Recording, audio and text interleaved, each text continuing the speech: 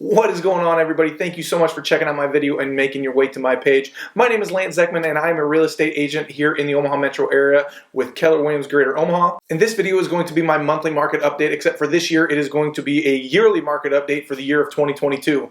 As you know, 2022 had a couple different markets as far as real estate goes. You had the beginning of the year, which was a very hot market, and then you had the end of the year, which slowed down a lot as interest rates rose with the lenders. And so I'm just going to kind of cover those differences and talk to you what I see going on in 2023 as we get going here. But either way, we'll see you on the other side. Let's go.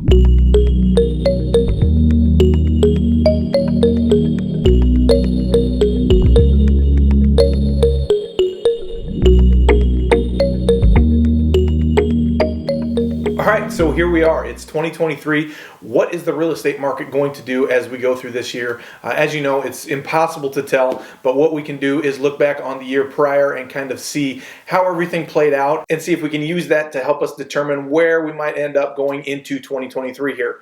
So to start, I'm just going to run through some statistics with you from 2022. These are for existing homes unless I say otherwise, and they are Sarpy, Douglas County.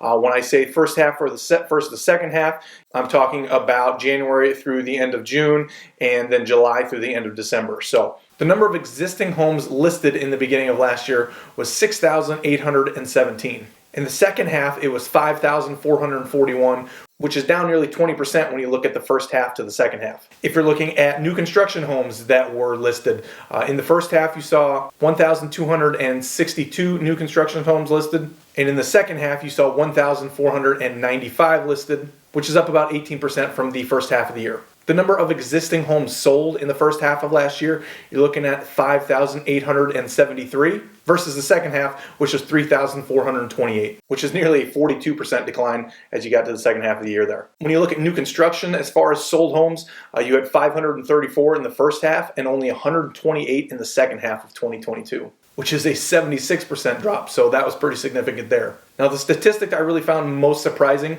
was the average days on market. For the first half of the year, your average days on market for existing homes sold was 5 days with a median time of 2 days. When you got into the second half of 2022, your average days on market was 8 days with a median of 4 days. And actually, if you look back at 2021, you are going to see that same time frame from July to December of 2021, nearly the exact same statistics. They had an average day on market of 8 days, but their median days was only 3. So that statistic really surprised me because as we got into the second half of the year, we just all felt like, man, these houses are sitting so much longer. It's crazy that they are taking so long to sell compared to the first half of the year. When in all reality, they were still selling in just over a week, which when you look back historically, that is still crazy fast. So even if you were a seller and you sold in the last half of the year, you probably fared pretty well. Buyers, on the other hand, yes, you were not getting as good of a rate as you were in the beginning of the year, but you also weren't competing with 20 other offers that you were going to have to go $30,000 over asking and probably waive your right to an inspection and everything like that, and possibly even have to cover an appraisal gap. So even though those mortgage rates went higher, there was still some good that came out of it for those buyers as we got into the end of the year. So what does it all mean, and how is it going to relate to 2023?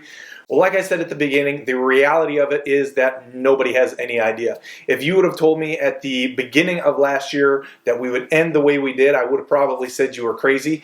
But here we are. It ended like it did, and now we are into the new year. I do think you will see a lot of the things continue the way they are.